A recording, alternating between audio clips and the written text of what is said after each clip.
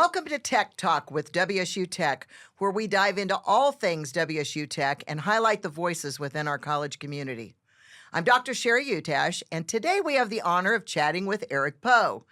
Thanks for being here, Eric. And we always like to kick off these by having you introduce yourself and tell everyone about what you do and how you serve the mission of the college. Okay. My name is Eric Poe. I am the Director of Security and Safety for the college. What do I do? Well, the security team handles the physical security of all students, staff, faculty, and locations for the college throughout every single campus. So we've got West, we provide security for the West campus, NCAT, South, City Center, Niche. I'm missing one. No, that's it. Yeah. So you got a big job, Eric. Yeah. And a lot of people rely on you and your team. So when you talk about what your role as the director of security, like what all falls under your team's areas of responsibility? Well, when you think about it, most people think, oh, it's just security. We're going to be sitting at the security desk and we're going to be watching cameras and doing some patrols and checking doors. But it's a ton more than that. We are pretty much the go-to for anybody and everybody at every single campus. If a student has a question, if a new faculty or staff have a question, they come straight to security and ask that question. So we have to know a little bit about everything. Mm-hmm. So I try to get my hands into everything, and so I know a little bit. I know just enough to be dangerous in every department of the college, and so the team, if somebody comes to them, team calls them and says, "Hey, what do you know about this?" I can instruct them how to get to where they need to go and things like that. It's very helpful that way. We do more than just the standard walk around and look at the cameras and make sure everybody's safe. Like today, I know this isn't being aired today, but today we have 3 of our security staff. They're at the South Campus and they're working with the EMT criminal justice program and some other, and I think nursing too. I don't know. They're doing a simulation day. So we have 3 of our staff down there that's helping out. They're one's volunteering, being a patient. The others are making sure and setting everything up so it runs smoothly for everything. So you wouldn't think that that's part of security, but we get our hands into everything because we want everything to be successful. Every little part of the college, we want to be successful. So we'll help out in any way, shape, and form. So you and your team pretty much have a touch point into everything we do. Yeah. Oh, yeah. Yeah. You wouldn't think it, but yeah, we actually do. So how long have you been with the college? I believe it's been about 13 years now. Okay. That's what I was thinking. 13. Yeah. So have you seen a little change? I mean, have you seen a change in the face of the campus, the face of the college, and the security needs over those years?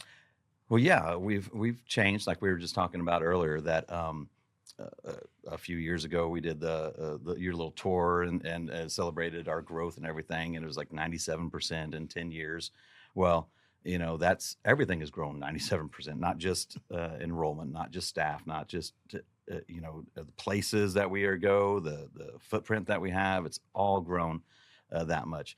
So the security team, when I started out as part-time.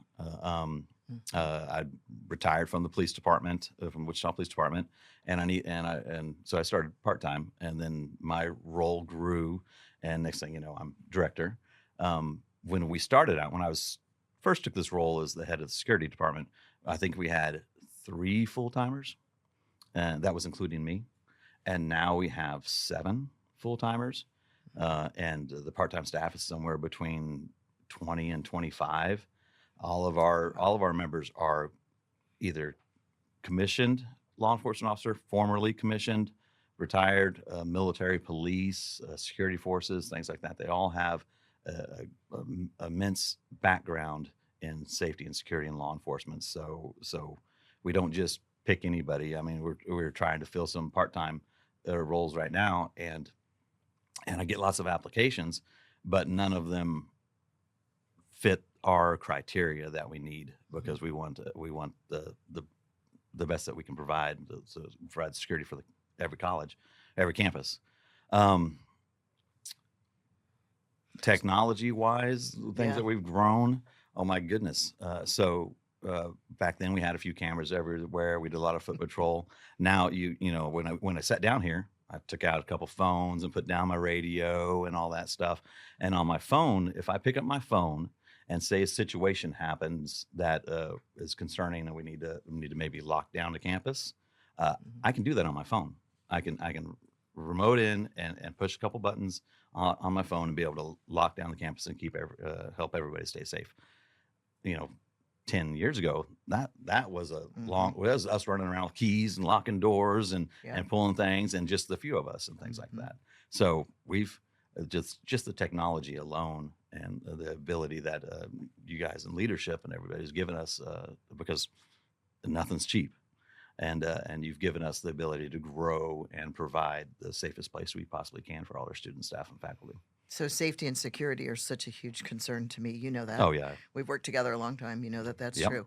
A question I have for you is, as you're recruiting part-time or full-time that have the credentials that you're looking for, why do they want to work at WSU Tech? It's a lot of it's the environment. We are through our years, and if we're former law enforcement, if we're cops out on the street and things like that, sometimes we meet people in their worst possible moments, and so they're suffering through something, and it's a terrible thing. Right now, we see everybody not in their worst moments, actually in most of their successes. And you talk about things like graduation, which is our Super Bowl. I love graduation because I spent time out on the street, and I recognize last names, and I see some of the people and some of the names that I ran into out on the street, and I see them at their worst. 3:00 in the morning, they could have been a 10-year-old kid or a 5-year-old kid at the time, and things are going on in their lives. And now I see that same name, and they're walking across a stage graduating, and the whole team is like that. They get to see the successes. They just don't get to see all the worst times in everybody's lives, and that's really we love doing graduation. It's just one of the best things, and we help out with Goodwill's graduation too, and that's a big one too. That's a really great that's one, a big too. one too. And They're bucket fillers. Yeah. You've never been to a Goodwill, and those adult ed students that graduate, ours is a bucket filler. That is a bucket filler. And that's a whole nother realm, because the struggles that the students have gone through to get to that location. Same with that. We get to see the struggles that the students have, and then they get to be there for the successes, and it's fulfilling. So much of what you and your team do is behind the scenes. So let's think about the things that people really don't know. Like at commencement, you guys are absolutely essential to the success of commencement is one thing. But other things that you do, the care team, the things that you do, jumping cars when there's dead batteries, things that people don't maybe see you guys doing or know you do. Talk about that. Well, I tell you, nobody's battery ever dies when it's 72 and sunny. It's only when it's raining or snowing, and we go out there. We have jump packs at every campus. We can unlock your car. I joke about this whenever a student comes up and says, "Hey, I locked my keys in my car. Can you help us out?" I said, "Yeah, we got a brick right here. We can help you out." We don't do that. We have unlock kits. We can unlock your car. We jump your car. If you a lot of the things that people don't know is life overflows into education, and sometimes somebody's going through something in their life and they don't feel the safest. So we walk them out to their cars. We do all kinds of things like that. You talk about the care team. That started a while ago, and it was Dr. Pfeiffer and I, and we called it the Behavioral Intervention Team. Yep. Okay. The BIT team. The BIT team. The BIT team. Yeah, and it was us sitting around talking about if the students had some issues and trying to resolve that. And now that's moved into what now is the care team. So I can't even tell you the number of members that are on this care team, because we have meetings every other week. We team with WSU and their CAPS program. We get counseling if the students need counseling. We do all kinds of positive things to positively impact the kids and make these students successful. And that care team is a big thing. It's grown, and we just do so many things. And then we got the You Thrive that helps out with things, and security's in the middle of that too, because we're sometimes they bring us the items that people need, and we take care of it. And once again, students come to us because we're right there always, and we connect them with the care team, or we connect them with the You Thrive team, and things like that. So many things go on Oh. across the college every single day. So every day, we have classes, we have students, but we also have like events, different kinds of visitors, things happening at every single campus, in addition to the core of what we do every day. How do you keep that all running smoothly from your department? Well, I'm glad you think it runs smoothly. I love people that can be up to the their Yeah. ears and alligators and nobody sees them sweat, and you're one of those guys. Yeah, well, we have a good security team, and we focus on communication for events. We have our events coordinator. I meet with him a couple times a week in the mornings. They have the events coordinator at the niche campus that we're always communicating. We really focus on communication of everything. And I got this thing called a calendar, and I would die if I didn't. If it's not on my calendar, it's not happening. So I look at my calendar. I see what I have. I look at our events calendar. I look at this calendar. I look at that calendar. My security supervisor, Ted Wheeler, he's been so helpful with that kind of stuff, that he helps me coordinate the events, make sure the security's there for niche and just any other. I mean, we've had, who all and everybody we've had at every single campus, and sometimes it's pretty intense on some of the stuff that we do, but we just keep rolling and talk about it, communicate, and focus on that. And I mean, I'm trying to think when my last text message came in last night. Oh, it's like 2 a.m, but now we won't go. So let's talk a little bit about emergency preparedness, Yep. because that is the core also of another part of what you do in your role.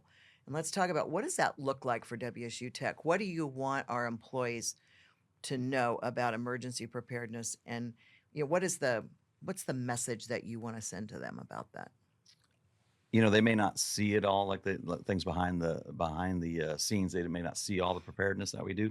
I mean, we just had a emergency operations plan where we had everybody from the dean level up come. You were there, and you made it mandatory. I mean, this is I'm going to be here. Everybody here, we need to learn this, and we go through scenarios and how to handle each one. We need to know, the staff and faculty.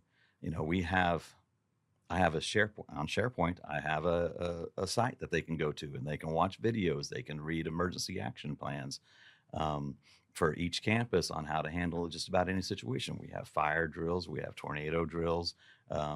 We give active shooter trainings to the last in-service. I gave several of those. I'm getting ready. Some of the team is getting ready to go to alert training with actually WSU, which is they're putting on. So we coordinate a lot of things with them. We're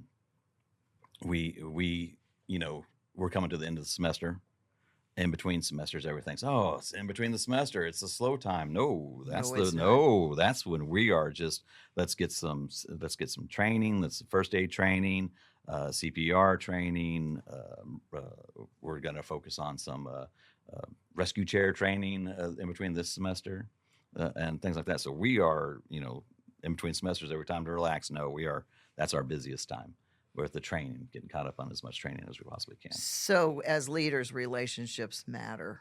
And talk a little bit about the relationship you have with Wichita Police Department, with Wichita State University's Police Department, because I think those are super important. Yeah, so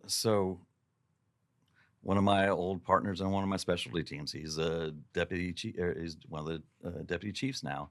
One of the other deputy chiefs I helped, we worked on the street together. I have a good relationship with just about everybody in leadership that's from the old days back, because I'm old, back in the old days. So we were having an issue at one of the campuses, and I just text the captain of that bureau and said, "Hey, can I get some help with this?" And in 10 minutes, I was getting a phone call from 2 different officers to help out with the situations. WSU, the chief of police there was my old lieutenant when I was on the street. So I got a great working relationship. I was just I was just emailing today of them about that alert training and stuff like that, so we can get on that kind of training. We have so much communication, and they, like WSU, if I call up and say, oh, we had an event, it was up at the NCAT campus, and I said, "Hey, can you just have somebody come up?" And they drove one of their patrol cars, and we had somebody right there with they're us. right there with us. So they're always willing to help. WPD, I got so many of them on my cell phone. I just call and they help out with whatever we need. So, last question for you. How can the faculty and the staff support your team and help create a safer environment for everyone? How can they be supportive of you and your team? Well, I got another story too. I want to tell one story. Sorry, gonna take a little more time for you. You're good. You ask about how the impact of the community and what we do really things. So when I was a police officer on the street, they start those police stories, the TV shows that say we changed the name to protect the innocent. Well, I'm going to be vague on this story, but when I was a police officer on the street, I was patrolling middle of the night, 2, 3 o'clock in the morning. Hear some gunshots. I knew where they're coming from. I knew the location that it was probably at because of the type of activity that went on there. We got there, and there was a child that had been shot, and so the ambulance show up. We help that. I have to go into the house, and and next to where that child was when it got shot were its brothers and sister. We picked up the kids, carried them out of the house gave them to family members. I mean, they were right next to it, but they slept through it all. And so then they were taken care of. Unfortunately, it didn't turn out real well with everything else. But you fast forward to about a year later, I'm on a specialty unit, and all I deal with street level gangs and drugs. We do narcotic search warrants. We do all kinds of stuff like that. And we conducted a narcotic search warrant on a house. Boom, we were dressed in all that black, and we ram, and we kick in the door, and sitting on the couch are those same 2 kids, and we're serving this narcotic search warrant. So some people go to jail, the kids get taken care of, and that resolves itself. About 6 months later, I'm volunteering my time at one of the elementary schools, helping tutor. So I go in to help. And guess which 2 students I'm helping tutor? Are those 2 students. Now, that you've had 2 encounters with. That 2 encounters. They have no idea who I am. They have no idea. I picked one of them up, carried him off the couch. They have no idea that I was one that entered, had a dynamic entry into their house. But now we're helping with math and reading and spelling, which probably I shouldn't have helped with spelling. But they had no idea who I was. But now, where I'm at the college, and pull up that name, the last name, and it's I don't remember the children's first names, but that last name is in our system, and people were successful. Wow. So what we do from the high school, GED, any of that to our classes, it makes a huge difference on people that normally don't get the opportunity. Because so that last name they had with some successful students, but they came from a really rough time. Yeah. So if you wonder what we do and the impact that we make, it's pretty big, and that's kind of a hopefully those were some of the students. So it's a joy to be part of that. It's a joy to be part of that and be part of the life-changing business. Yes. I want to thank you and your team for keeping all of us safe and secure. I want to thank you for being here today. And I, for one, along with everyone at the college, know that we are in a safe and secure place because of you and your team. And I can't thank you enough from the bottom of my heart. Well, it's not just my team because we get a lot of support from you guys. I have meetings with chiefs of police and directors of security from all over the states, and sometimes they don't get as much support as we do. So really, thank you for your support. You bet. Thank you for tuning into Tech Talk with WSU Tech. Be sure to subscribe so you never miss an episode.